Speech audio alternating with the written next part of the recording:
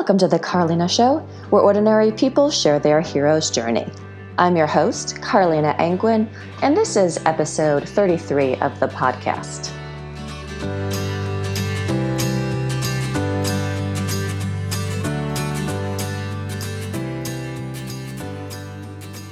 My guest today left his corporate job with a 401k and benefits to pursue his dream as a professional poker player.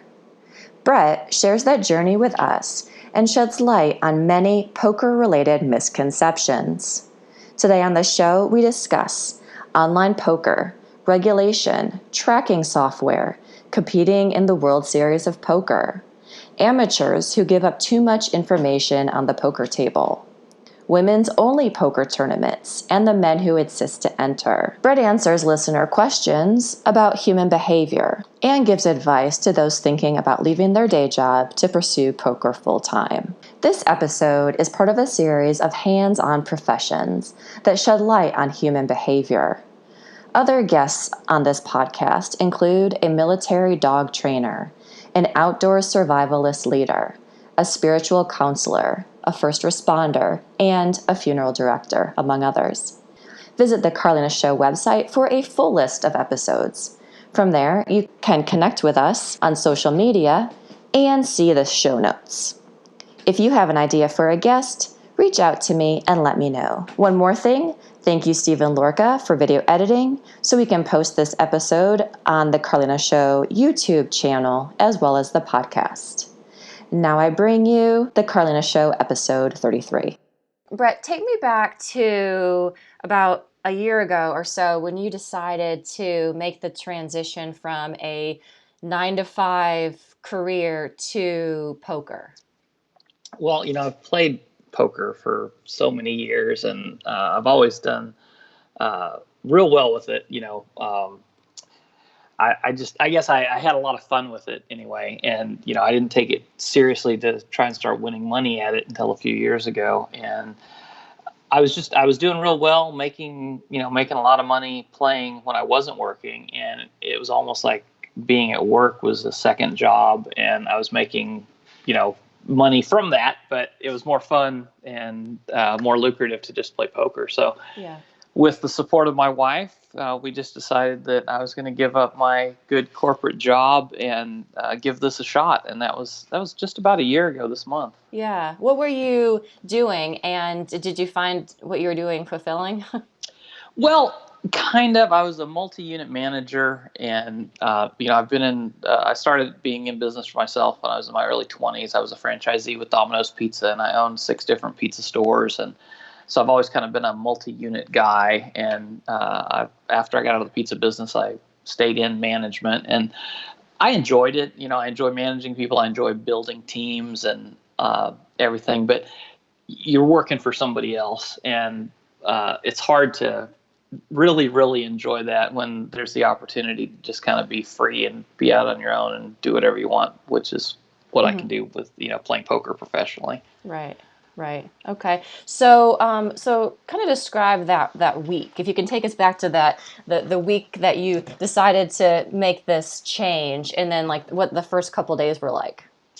Well, I was at work, and I'd come home, and I had to work weekends, and I hardly ever saw my wife, and we talked about this a lot. And on my days off, I was so tired because I was working, 50 to 60 hours a week that we really didn't get a lot of time to spend together. And she just said, you want to pursue poker? Why don't you do it? And I said, if I've got your support, I would love to do that. And we made the decision for me to just do it. I put in my notice and have not looked back. Mm-hmm. So tell me about the first couple of days of playing poker professionally. It was not really different than when I had, played, because I would play, 4 or 5 nights a week online anyway. And then I would travel to different events. I'd go out to the World Series in the summer. And so I was already playing probably, 20 to 30 hours a week when I was off work. Mm-hmm. So it wasn't a real big change other than the fact that I didn't have to put on a corporate outfit and go tell people what to do. So it was kind of peaceful to not have that stress in my life anymore. Yeah. So describe like an average day. Like, what does your day look like? Well, I have two things. If I'm playing online, then I'll get up, I'll take a look at, which tournaments across the different sites are available and see what I decide to play on. And then I'll sit down, and I've got a really nice setup at home. I've got 3 screens that hook together, and it allows me to multi-table if I'd like. And so I kind of pick the tournaments that I think will be the best as far as the best prize pool and the easiest to beat. So once I get into that, I turn off the TV or whatever I got going in the background and sit down and concentrate and try and win a little money. Now, if I travel, it's a little bit different. I just went to Tunica this weekend, so I'll go out and I'll get settled into my hotel or whatever, and I'll go register for the tournament that's playing that I plan on being in. And I usually try to have a good dinner, maybe do a little meditation, and get down there and just really focus and try and be the best I can be while I'm at the table. So, so when you're at home, what time do you wake up in the morning? Well, I get up really early with my wife, and we always have breakfast together. But then I don't usually start playing until about 11 o'clock, because mornings there just aren't a lot of people playing poker, even online, even though it's a worldwide thing. At 8 a.m. Eastern time, there's not a lot of big tournaments going on, so I usually have to wait till about 11 to get into anything that's worth playing. And then how long are you? So once you start at 11, then how long are you sitting there playing? So I hope to be sitting there playing for 5 or 6 hours. It all depends. In tournament poker, once you run out of chips, your little icon disappears and you're just done. So, it could be 10 minutes. I could get a hand that I think I'm going to win with and get it all in against somebody and wind up losing. I could be done in 10 minutes. But on most days when it goes good, yesterday I played 2 tournaments. I got 4th place and a 1st place, and the first one took me 3.5 hours, and the first place one took me closer to 5 hours. And And so then I spent about 8 hours yesterday playing poker. Okay, so then you play for like a shift, for a 5-hour shift or so, depending on how well you do. And then do you take a break and then come back to it later in the day, or is that it for that day? Well, a lot of times I'll plan on playing at night if they have something good going on. There's so much more money and so many more people playing at night that playing at night's important. So yeah, I absolutely always take a break. Sometimes I'll take a little nap and get refreshed, go for a walk, eat a good dinner, do something to get pumped back up. Because after staring at a computer screen for 4 or 5 hours, your mind kind of wanders and it's hard to focus. And if you lose your focus, you're going to start losing your chips. Yeah.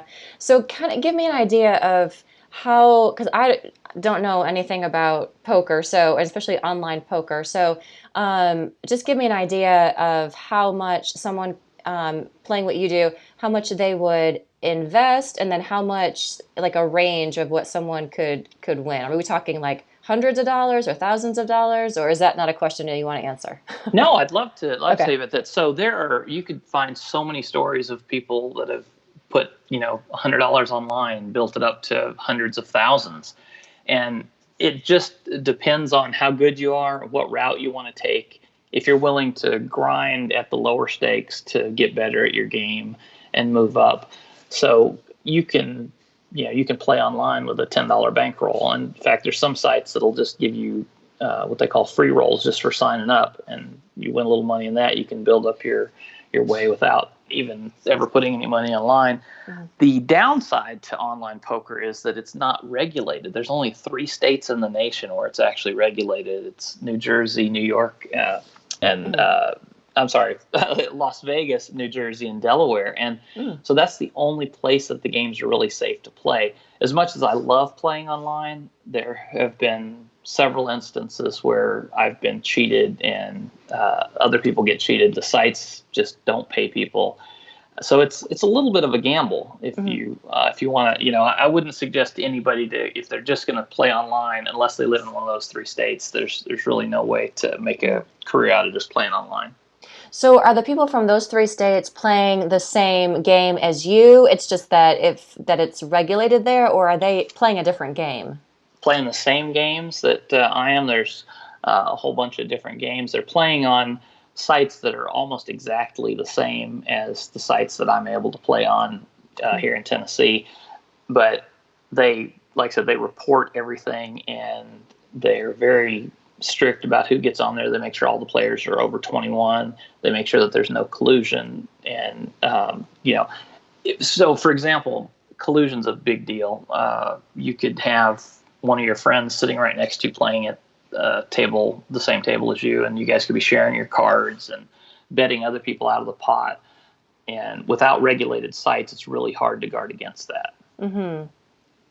So when you're playing, who are you playing with? Are you playing with people just from Tennessee, or is it people from all over? It's people from all over the world, actually. A lot of times the sites will show what country they're from, or sometimes it'll break it down by city. But you never really know who you're playing with because nobody's using their real name. They're using a screen name. Mm-hmm. And some of the sites don't even allow you to identify the other players. I don't know how to put it. You pop up as a number. So if you're the 30th person registered in the tournament, you're player number 30, and that's it on one of the sites. But then on the other sites, you play against the same people a lot of times. You see the screen names are the same. And most people, including myself, have tracking software, so you can learn about those people when you play on those sites. You can find out what their tendencies are and how they react to certain situations, and it makes it easier to play against. Really? So tell me a little bit more about that. Okay, so when you play on sites that allow tracking software, which is about half of the ones that I play on allow it, it keeps track of every hand that you play against a certain opponent. So sometimes you'll have played a couple thousand hands against a person with the screen name, and you can tell if they're going to fold to a raise, or if they don't really defend their big blind a lot, or if they just don't ever throw their cards away, if they always call. And just knowing a little bit about their tendencies instead of having to sit there and figure it out, it really gives you a little bit of a leg up. And the sites are trying to abolish this. The legal sites right now just came out with something saying that they're going to cut out third-party software, which I think is a good idea, even though it helps people like me that are doing this to make a living. I think it will even the playing field if all of the sites block the third-party tracking software. Mm-hmm. Okay. All right. So tell me about the world's what is it? The championship? This World Series of Poker. The World Series of Poker. Okay. Yeah, this is like the mecca for poker players. If you're serious about poker, you go to Las Vegas in the summer. And I just spent 3 weeks out there, and I loved every minute of it. So the World Series of Poker is a set of, I think this year it was 80 events, and people from all over the world come. And there's buy-ins from as low as, I think $400 might have been the lowest one this year, up to some years they have $1 million buy-in. I think this year the biggest one might have been $100,000 buy-in. And people just flock to Las Vegas. It's like nothing you've ever seen. They had over 600 poker tables just at the Rio for the World Series. And then all of the other casinos in town set up all of their own tournaments. So if you go to Vegas during the summer, you can find a poker tournament depending on how much money you want to put into it. And then aside from that, you have the cash games, which are incredibly lucrative as well in Vegas, because everybody that thinks they're a pro makes their way to Vegas to try and win some money in the summer. Mm-hmm. And how many years have you done this? The first year I went to Vegas for poker was 2005. I played in the main event in 2005 and 2006. And of course, I didn't cash in either one of those. I was what you would call a fun player back then. There's pretty much two types of poker players. There's the recreational fun players, and then there's the professionals. And I was, up until a few years ago, I really considered myself a fun player because I just had a lot of fun with it. I didn't care if I lost the money, and I just wasn't serious about it. Mm-hmm. Mm-hmm. And now you do care. I know, now I care, because if I don't win, I don't pay the bills. So Yeah, it's pretty important to make sure that I'm playing good. I look back at some of the things, some of the mistakes that I made, and how I could have probably won a lot more back in those years. But it was just, I was doing it to have a good time. Now I'm doing it to, put money in the bank. So how have things changed for you from being a fun recreational player to being a professional player? Well, I realized that I had to study a lot, and I had to go over, my games, my hand histories. There's really a lot of work into it. I've read so many books and listened to so many podcasts, and as I said, I've taken up meditation. There's so many different things that you have to do. It's just like a job, and if you're going to be good at it, you have to really get into it and really put the effort into it to be good. Okay, so you've been doing this for how long? Professionally for 1 year. Okay. And so do you think what are your plans? Are you going to continue, or what are you thinking? Absolutely. I plan on doing this as long as the poker gods will allow me to keep going. And it's more fun than I can imagine. I get to set my own schedule, and there's always a poker tournament. There's always poker. We went to Spain in January for a vacation, and I was able to play poker in Spain, and it's just everywhere. Poker's just really taken off again, and it's a lot of fun. So hopefully I'll be doing this for quite a while. So we have a bunch of questions and topics to get into, but before we do, let's go back and just tell me a little bit about you. Like, who are you? Where did you grow up? A little bit about your family, maybe, and Sure. And what was the first time you played poker? Well, the first time that I played cards for anything that I remember was back when I was 7 or 8 years old. My buddies and I would play whatever we could play for baseball cards. We would gamble for baseball cards, and it was fun. And then as I got older, I got interested in playing cards, and I lived out in Los Angeles. And back then, you could get into the card rooms before you were 21 because they weren't as strict about it. So I would get $20 or whatever I could come up with, and I'd head down to Gardena where they had all the legal poker rooms in Los Angeles, and I'd sneak in and I'd get seated in a game, and I'd lose my money every single time, but I just had the greatest time. And every chance that I got, every time I made extra little bit of money, I would head down there and play and have a lot of fun. And then once I got to be 21, I got into gambling a little bit. So there's a huge distinction between poker and gambling. Anybody that tells you they're a professional gambler, you really need to be skeptical about it, because the casinos weren't built on winners. So nobody is playing craps or roulette for a living. And if they're telling you that they are being dishonest at best. You can play blackjack for a living, but you've got to be really good, and you got to not get caught counting cards, or the casinos will throw you out. So I did a lot of gambling in my 20s, and I had my credit lines with the casinos, and they'd buy me rooms and pay for my flights, and I was just living it up doing that. And then I started realizing I could win at poker. So as I got a little bit older, I started playing poker a little bit more often, and I'd win, and I'd win some, and I'd lose some, and then I kind of gave up on the gambling aspect of it. So tell me a little bit more about you, and just anything that can kind of paint a picture of who you are before the dominoes. Before the dominoes. Well, I was in the Air Force for 4 years with the Air Force and 2 years with the Air Force Reserve. And I started delivering pizzas part-time to make a little extra money. And this was back when Domino's was under 1,000 stores, and they were growing really rapidly. I got into managing one of the stores, and then I had an opportunity to be a franchisee. So I jumped on that. My mentor, a man named Chris Hall, that's no longer with us, but he was just fantastic. And he helped a lot of people become franchisees back in the day. And so I got into the pizza business, and I absolutely loved it. I did that for for quite a few years. I finally got out in 2009, and that's when I got into the multi-unit management, and then last year got into poker. Okay. And you're from California originally, you said?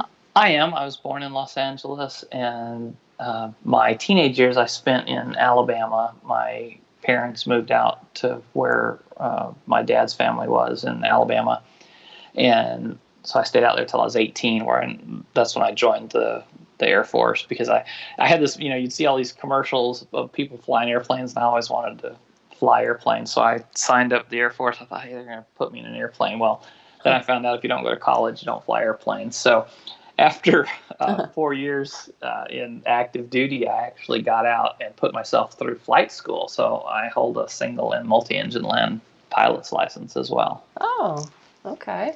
Okay. And then you moved from Alabama to Tennessee? Well, I went back to California with the Air Force, and I stayed out there in the pizza business for quite a few years. And then in 2003, we sold our stores out in California and moved back to Alabama.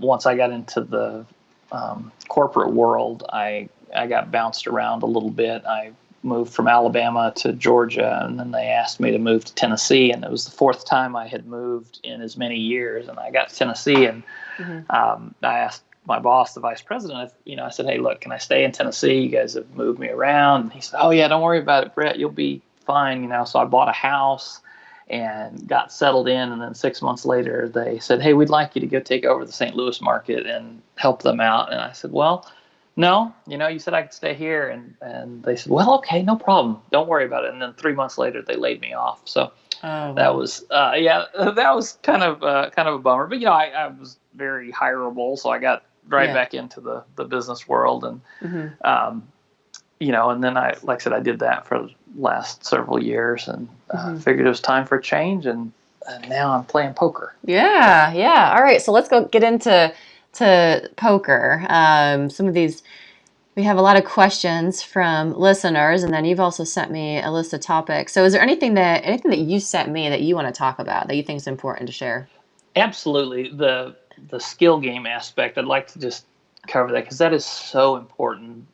Nobody looks at a golf tournament and says, oh, that guy's lucky, that's why he wins every week. And nobody looks at a chess match and says, oh, well, somebody can get lucky and beat a master chess player. But poker, there's still the belief that it's luck.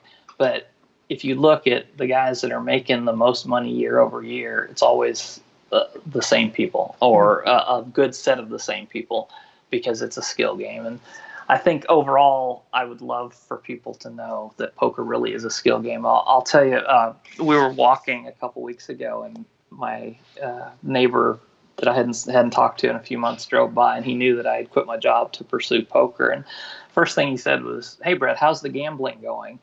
And I just had to laugh, because, I told him it was going well, but that's the way people perceive it. And I think the biggest, you asked, one of the questions was, how do people react? The hardest thing for me, I think, was telling my mom that I had.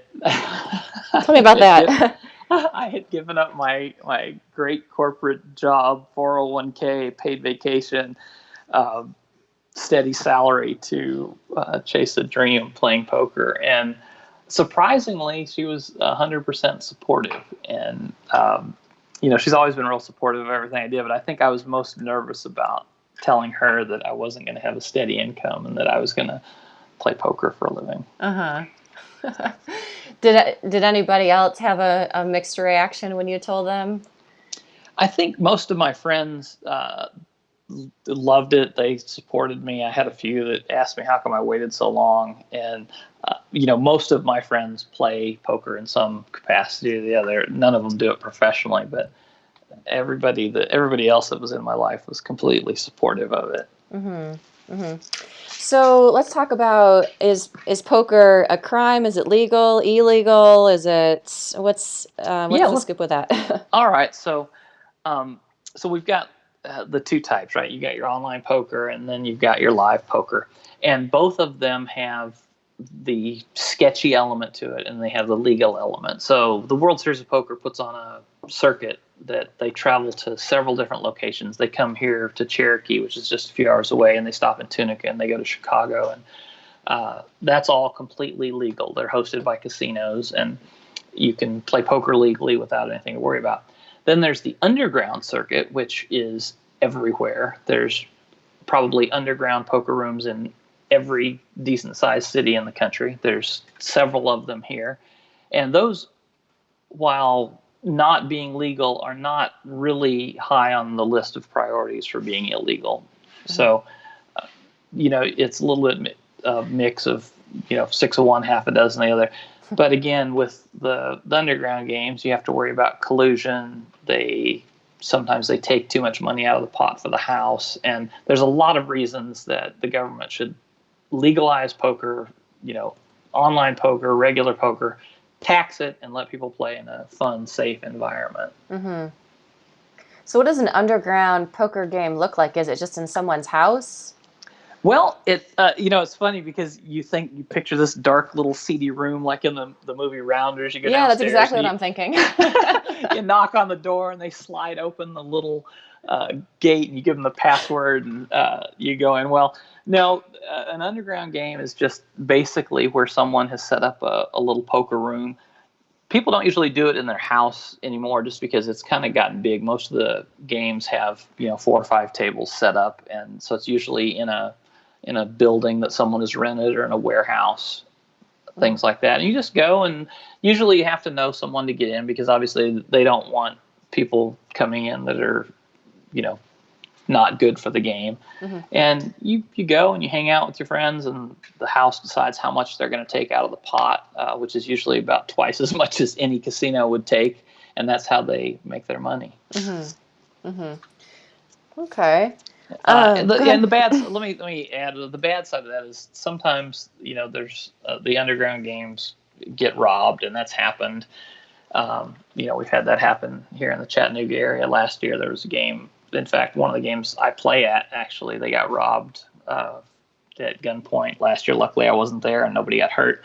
Oh, wow. But there's still some seedy elements out there. Anytime there's cash, people are going to be thinking, what can I do that's stupid to take it away because I don't want to work, Mm-hmm. Mm-hmm. So there's women-only World Series of Poker events? Absolutely. And, this is the greatest thing because women only make up about 5% of the poker tournament fields right now.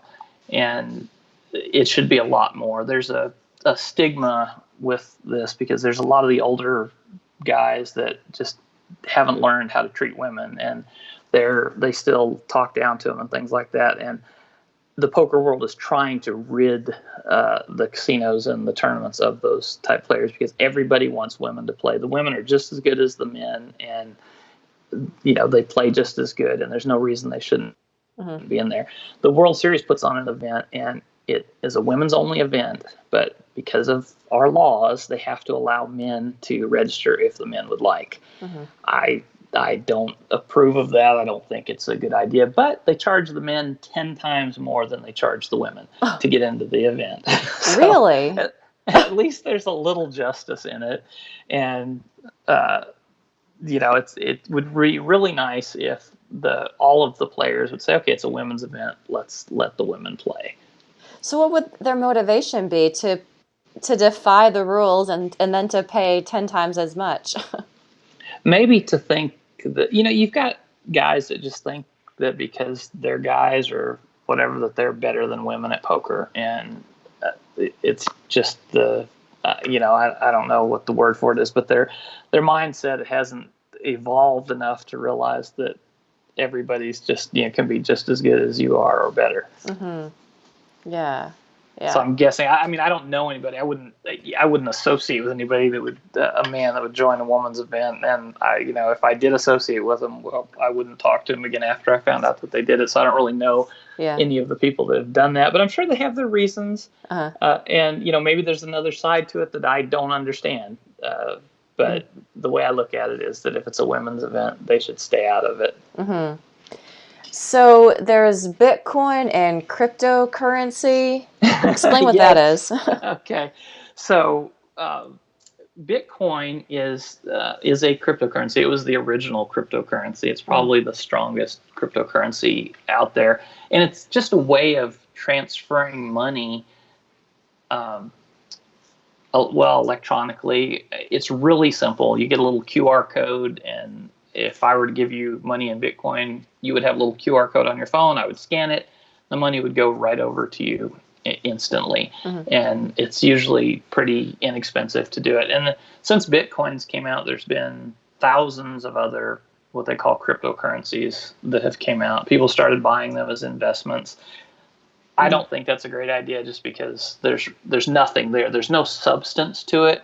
The only reason that Bitcoin is worth any money is because there's only going to ever be 21 million Bitcoin in the entire world. So there's a limited supply. But a lot of these other cryptocurrencies have unlimited supplies, but people invest in them thinking that they're going to get rich. And, maybe they will. More power to them if they get rich. But I think Bitcoin is going to be the most stable cryptocurrency out there, and I think it'll be around for a long time.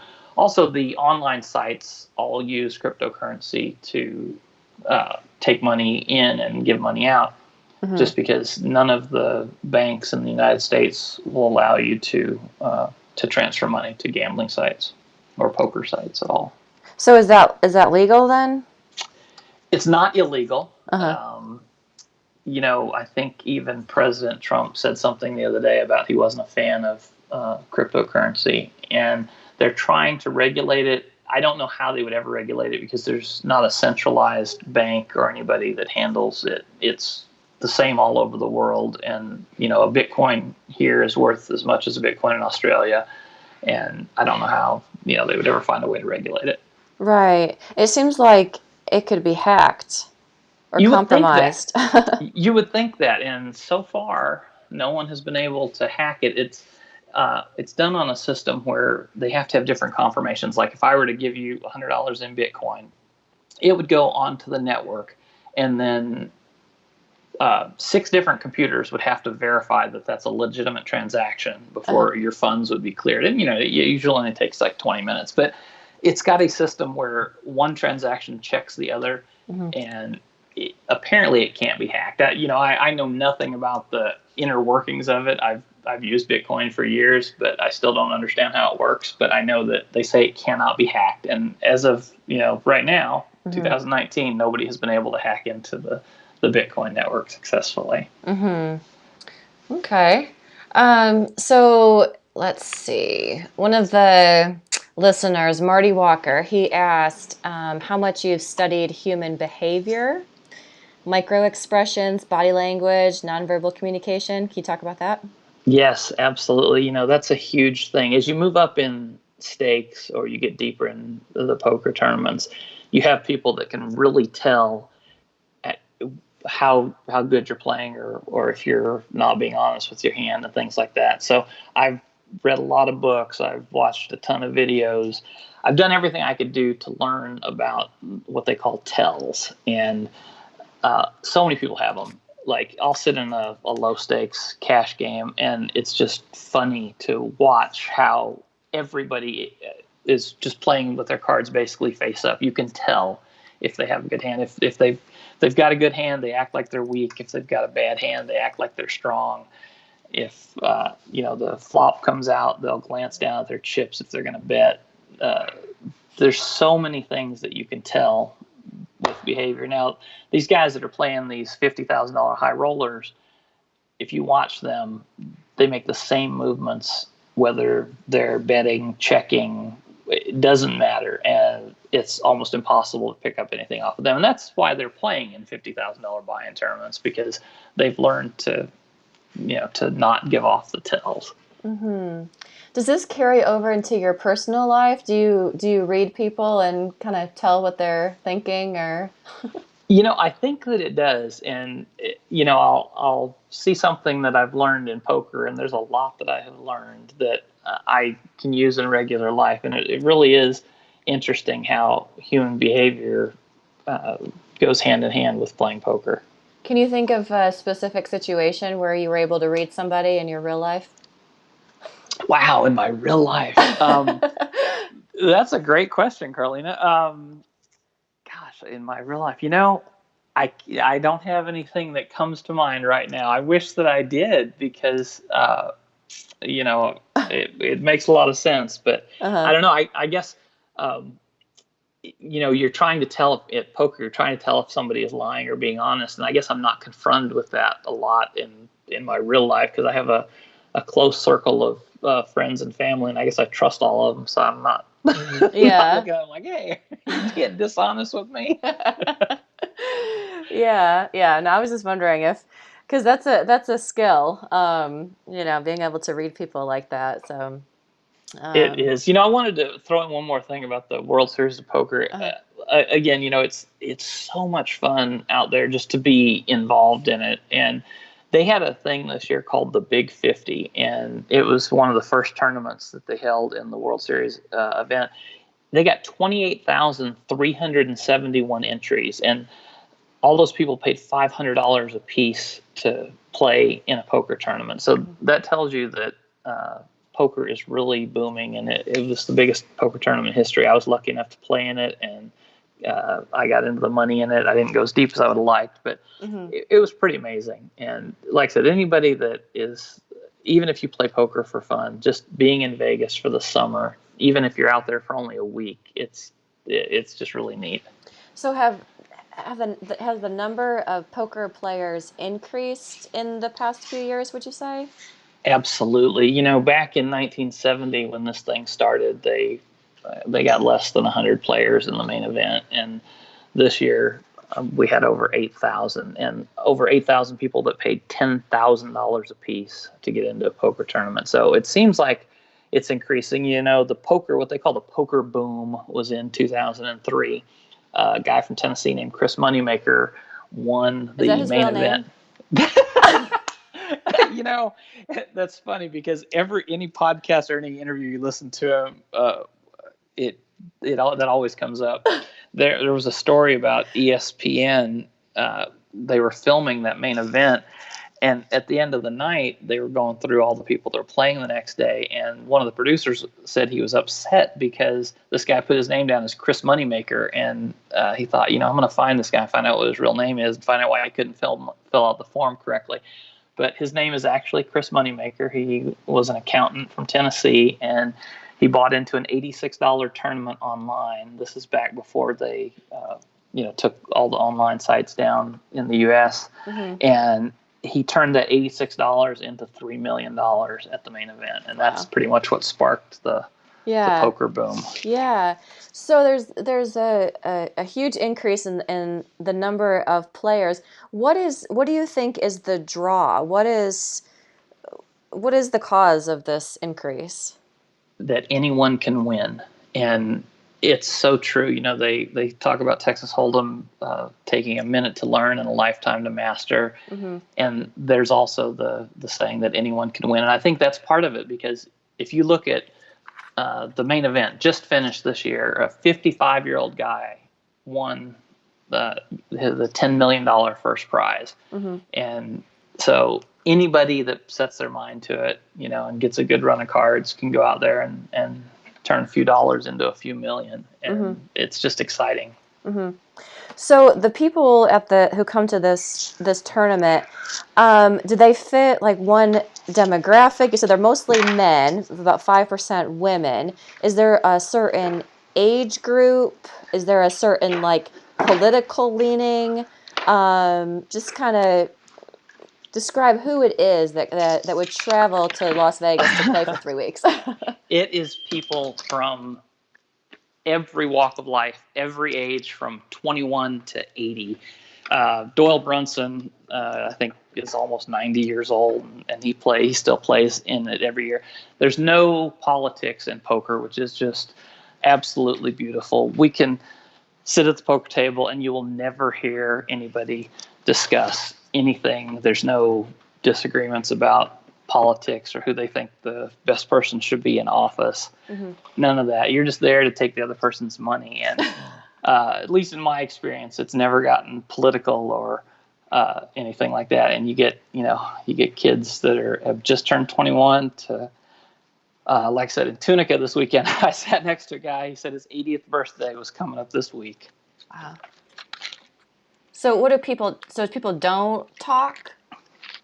They do. It ranges. It really depends on how serious the game is. As you get later in the tournament, there's a little bit less table talk. But when you first sit down, a lot of times people are happy and friendly and just kind of want to get to know each other. So it really depends on the game you're in. And I'm sure in the higher stakes game, there's a lot less chatter because, believe it or not, everything you say or do at the poker table is going to give off some information to somebody. Mm-hmm. Mm-hmm.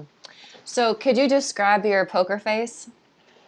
Well, I try to not have one. I try to make the same consistent movements every time when I'm getting into a pot. I don't talk when I'm in a hand. I'll usually clasp my hands together in front of me and cover my mouth.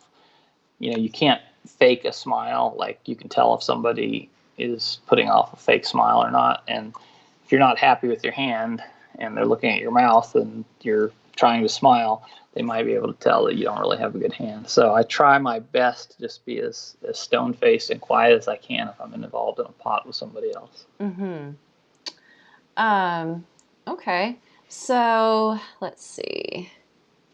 We could talk a little bit about Black Friday while you're looking up the next question. Yeah, okay, let's do that. April 15th of 2011. I was actually playing online that day. I was off work, and I went to register for a tournament, and it said, a little thing came up and said, "Poker's not authorized in your country." And I thought, well, that's crazy. Of course poker's authorized in my country. Well, the FBI had seized all of the major poker sites. They took PokerStars and Full Tilt and Ultimate Bet, and if you went to their website, you just saw the FBI logo, and it says the site has been seized by the federal government. Wow. And people lost millions of dollars that they had online because everybody just thought it was like a bank. It's safe, and nobody ever considered that one day the government would come in and seize all the money. And they finally were able to get their money offline over the last couple of years. I think they started the payouts in 2016. PokerStars came in and purchased all of the assets of the other company that had a lot of money online, and they went and paid all the players back just as a goodwill gesture. Mm-hmm. And so the people started getting their money back in 2016. But yeah, there are so many stories of people that they were doing this for a living in 2011, and then Black Friday happened, and you either moved to Costa Rica so you could play online, or you just realized that all your money was gone and you have to go get a job. So people moved to Costa Rica, and could they reclaim the money that they lost, or they had to start over again? Had to start over again. Oh, so people actually, and they chose Costa Rica? Costa Rica was a popular spot. Some people went to Canada. There are so many stories out there of just people moving out of the country to go and be able to play online poker. And it still happens now. In a couple times a year, PokerStars has a big event called Scoop. It's the online poker series. And people will go to Canada and set up a residence for a month just so they can play in this huge online series against all of these other people in the world. Apparently it's very lucrative. I would love to do that, but I wouldn't even know how to set up a residence in a foreign country just for a month, or if I'd be able to get my money off if I won. It's really interesting. But the people that, I guess, if they're doing this for a living, as far as the online portion of it, then they have it figured out. Mm-hmm. I can't even. When I was in Vegas, I played a little bit online, and I still have some money on the Nevada WSOP site, and I can't even figure out how to get my money off of there because I can't even log in now that I'm outside of Nevada.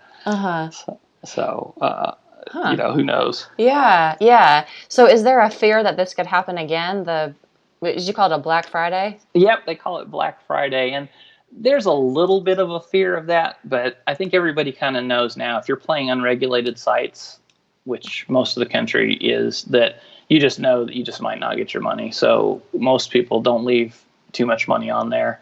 And they just, they take it off in little chunks, and they don't get to where it would hurt them if the site shut down, because everybody knows that that's a possibility, that one day, you might go to log into your favorite poker site and it just not be there. Mm-hmm. Okay. So Brian Crick asked, how much of your entry fees are personally funded versus from sponsors? Another great question. It's really neat that, apparently you have some listeners that are that know a little bit about the poker world. I guess Well, so. a lot of people are staked. There are several sites that will actually stake that you can invest in poker players, or you can, like, I could go and set up a little profile on one of these sites and ask people to give me money. I don't take any money from any sponsors. The only thing that I do is occasionally when my buddies go play with me, we'll take a percentage of each other. Mm-hmm. And that kind of gives us an opportunity if one of us goes deep to make, money off the other person. Like when I was in Tunica this weekend, I did real well in 2 of the 3 tournaments I played in. And my friend that was out there, he had a little bit of percentage of my winnings. And mm-hmm. It helped him pay for his trip by me giving him the percentage that we'd agreed to before it started. But mm-hmm. Other than that, there are sponsors. If you watch any of the World Series of Poker, you'll see these guys that have the patches on and things like that. If you make the final table of a big event, like the main event, mm-hmm. then a lot of the sites will offer you, a dollar amount. Here, we'll give you X dollars if you'll wear this patch while you're on TV. Mm-hmm. And how many sponsored poker players are there, would you guess?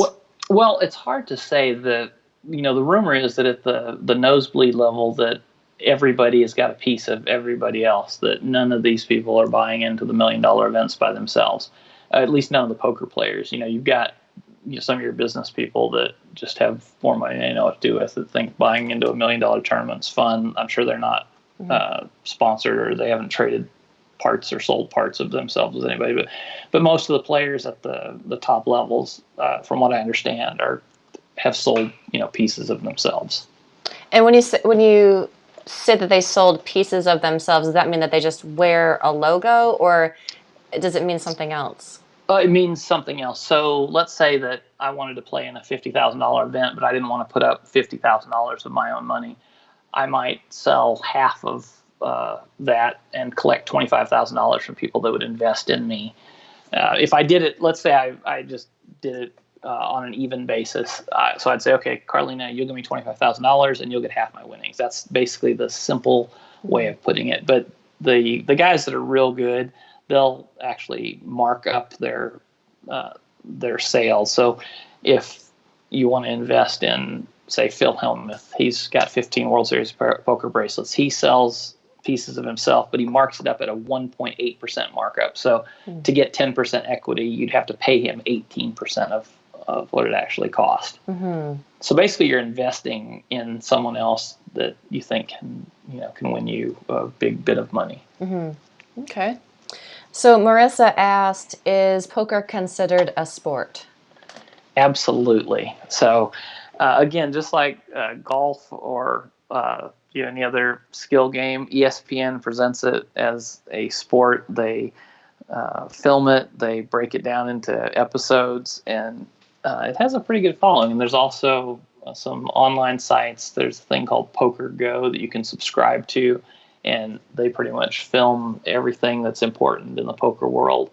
So I do believe it's considered a sport because you see a lot of the same people, going deep in a lot of the same tournaments. Mm-hmm. Okay. Megan Amens asked, how do you separate the emotional competitive nature from the logical, I need an income nature? Well, wow, what a good question. There's a term called bankroll, which is what you use to, buy into your tournaments or play in your cash games. And there's another term that some people use, which is called life roll.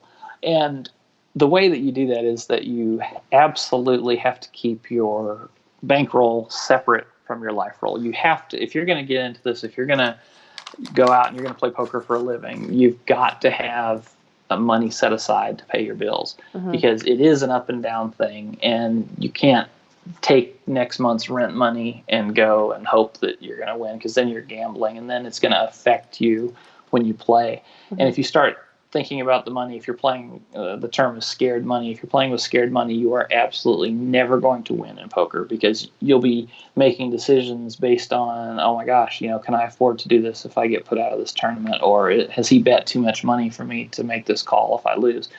So you absolutely have to have two sets of money that you're playing with. You never should be playing poker with money you need to pay bills.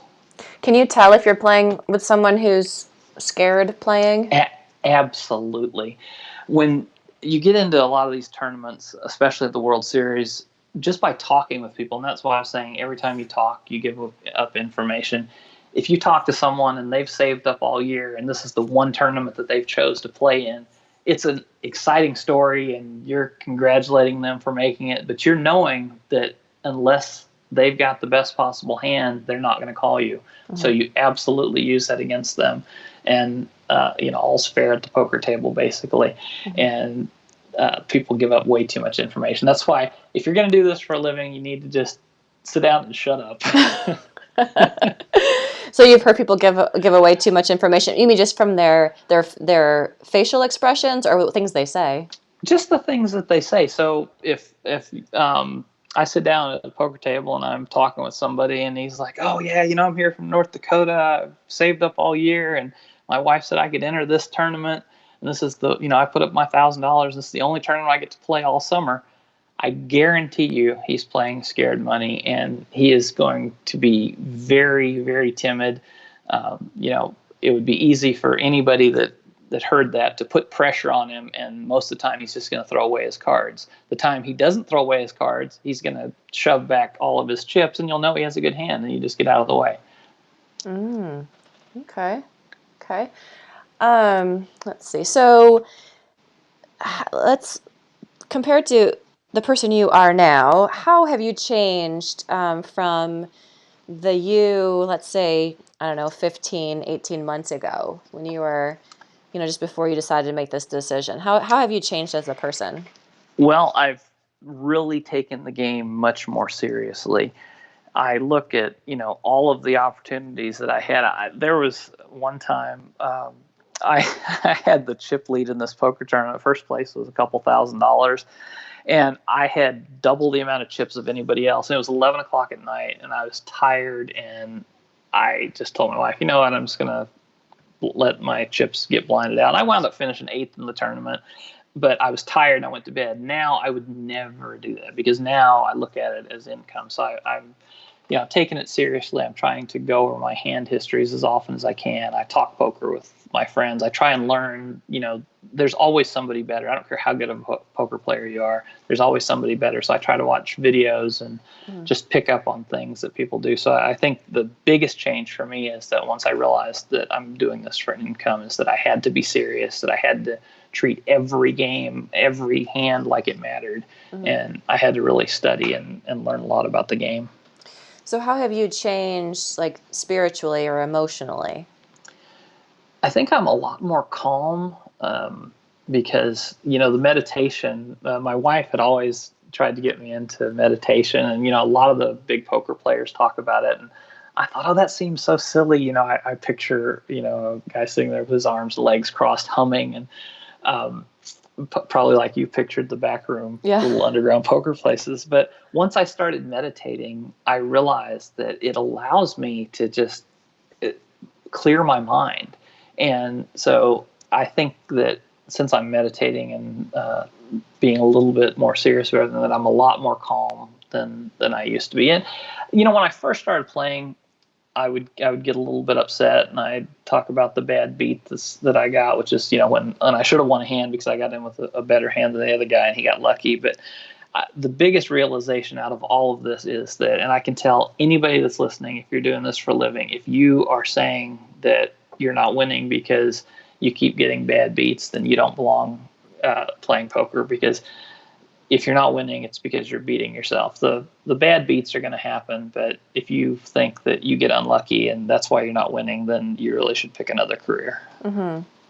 Yeah, I guess we can get into what advice you would have for somebody who maybe is in a 9-to-5 job that is not fulfilling, and they have this passion or this skill, and they think, well, maybe I could do that. I mean, what advice would you have for somebody?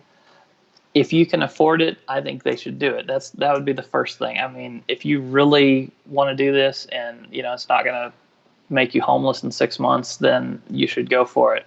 But you have to realize that it's going to be a commitment. You've got to set up a strategy on how much you're going to play, because if you just go into it thinking I'll just play as much as I can and you don't have a plan, you're going to burn yourself out. And if you don't set aside money to pay your bills when you go through the downswings, then you're going to get frustrated and you're going to play like you're playing with scared money. So you really have to have a plan if you're going to go into this. But I've heard so many people say, oh, now's not the time to get into poker because the fields are so tight and it's really tough. And all that's true. It is. It's tough. There are really good players out there.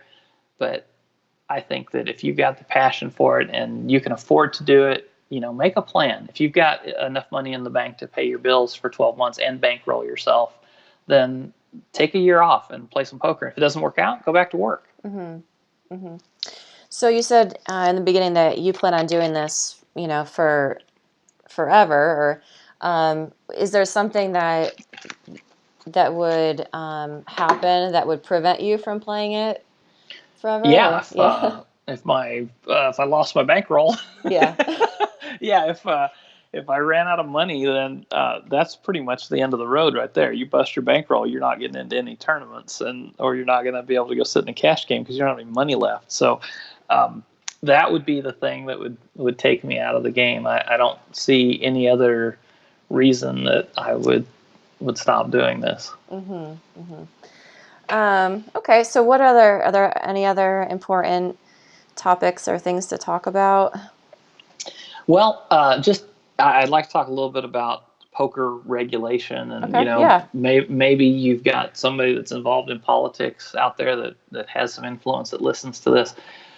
The country needs to legalize online poker and regular poker because right now it's going on anyway, and the government's not getting their cut, and the players are getting cheated in some instances. And if the government would come in, tax it, and legalize it, then it would make it just so much better for everyone. In the state of Tennessee, they just passed the sports betting bill, which is, it's all fine and dandy and stuff, but the sports betting, again, is just gambling. Nobody is really making a living at sports betting unless they're really, really good, unless they're making it a full-time career. They're studying, they've got all the computers and the graphs and everything. And you can make a living at that, but you've got to be really, really good. So I wish that they would have added on a bill to support, poker rooms and support online poker. Mm-hmm. How long were Nevada, was it New Jersey and Delaware, how long have they had their poker regulated? It's just been a couple of years, and I think Pennsylvania actually just added on this year. I think that eventually, maybe before the end of the year, we'll have online poker in Pennsylvania. But they haven't made it where the states can combine yet. So if you're playing in Nevada, you can't play against a player in New Jersey. So it's still just state by state. So the dream, obviously, for the poker world is that it goes back to where all 50 states have it regulated and we can play against everybody in the states and in the world. But you can't do that. And it's funny to see, like, I pulled up Poker Stars while I was in Europe, and they have country restricted poker games, and it'll tell you can register from this game unless you're from Iraq, Iran, Syria, or the United States.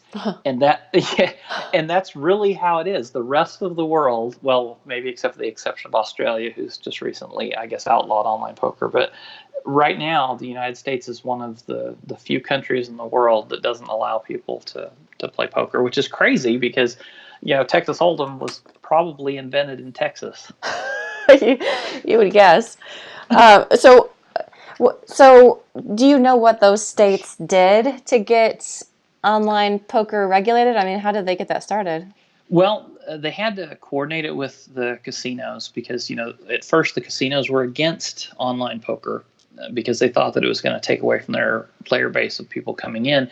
And then they realized that it was like a big vacuum. Like, people would play online and then they'd get excited about playing online and they would go and they would play in the casino. So now in these states, the casinos have supported it, and that's how they were able to help push the online poker through.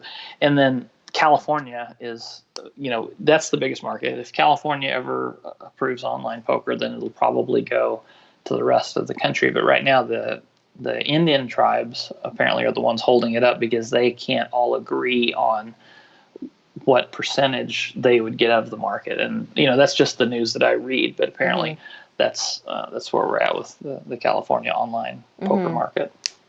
So one of the things that people can do, and a lot of people do, is they go to these World Series circuit events because they're pretty much everywhere. You can look at WSOP.com and you can see where the circuit travels to, and you can see the schedule of tournaments. So you have so many people that just go, wow, that's only a $400 tournament. I can save up $400. I can go and play in that circuit event, and that's a great way to get started. If you're playing your home game and you're crushing everybody at home and you're ready to go try against some real competition, then get out and get to one of these events that is held all over the country at all different times of the year, and see what it's like getting in the poker world. It's more fun than I think anyone can imagine. If you're into games and numbers and things like that. Yeah. Well, good. I think that's a good place to end. Unless there's anything else you wanted to mention.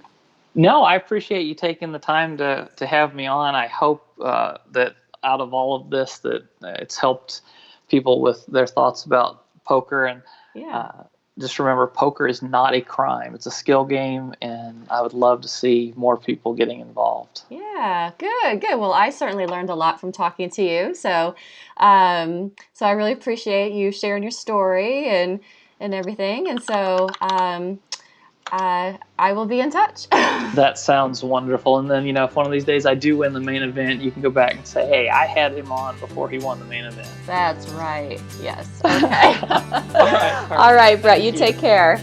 Bye-bye. Bye.